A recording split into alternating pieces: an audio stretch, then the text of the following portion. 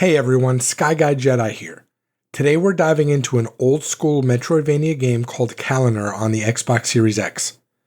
In this video, I'll break down the game using 5 key criteria: exploration and map design, progression and abilities, combat mechanics, story and atmosphere, and challenge and balance. I'll give you an in-depth review based on these points so you can decide if Kalonor is worth your time. Let's jump right in. First up, let's talk about exploration and map design. Kalonor offers a classic interconnected world typical of Metroidvania games, which encourages exploration and backtracking. Players can find hidden paths and secrets, adding some depth to the game. However, the map design is repetitive and lacks variety, which can make exploration feel monotonous over time. The game also doesn't introduce new or unique environmental mechanics that stand out, making it feel less fresh compared to other titles in the genre. Finally, the map doesn't even become available until you beat the first boss, so I'm giving it a 3 out of 5. Next, we have progression and abilities. Kalonor includes a variety of abilities and power-ups that enhance both combat and exploration. For example, a double jump that allows you to access previously inaccessible areas. You can also use coins you collect from defeating enemies to upgrade your character as well by buying either a health or a combat upgrade.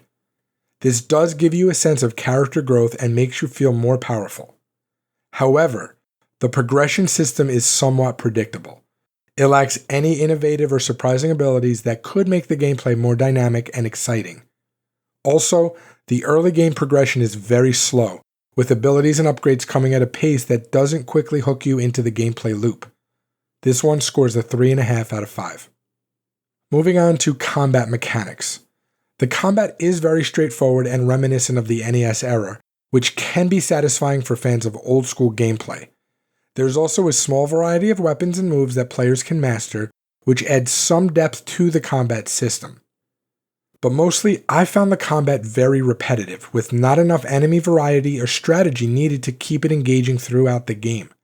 Therefore, I rate the combat mechanics a 3 out of 5. Now let's look at the story and atmosphere. The game offers a nostalgic atmosphere with its pixelated art graphics and retro sound design, which will appeal to fans of classic games. But the narrative isn't particularly engaging and it lacks the complexity and emotional impact found in other Metroidvania titles. For story and atmosphere, I'm giving it a 3 out of 5. Lastly, let's discuss the challenge and balance. This game's difficulty balance is very uneven, with some sections being overly frustrating while others were just way too easy, regardless of the difficulty setting I chose. Enemies have set paths that they follow, and if you happen to be in their way, they will attack you. But as I stated before, there wasn't much strategy needed beyond the typical don't take damage formula. So I rate this aspect at 2.5 out of 5. To sum it all up, Kalonor is a very basic Metroidvania game that offers a nostalgic experience with classic gameplay mechanics. However, it struggles with repetitive design, inconsistent difficulty, and a lack of depth in its narrative and progression system. It appeals to fans of the genre who are looking for a very straightforward, old-school experience, but may not satisfy those seeking more innovative and polished gameplay. Overall, I'd give Kalonor a 3 out of 5. So there you have it. That's my take on Kalonor on the Xbox Series X. If you enjoyed this video, don't forget to hit the like button, subscribe for more game reviews, and let me know in the comments what you think of Kalonor. Until next time, Sky Guy Jedi out. May the Force be with you all.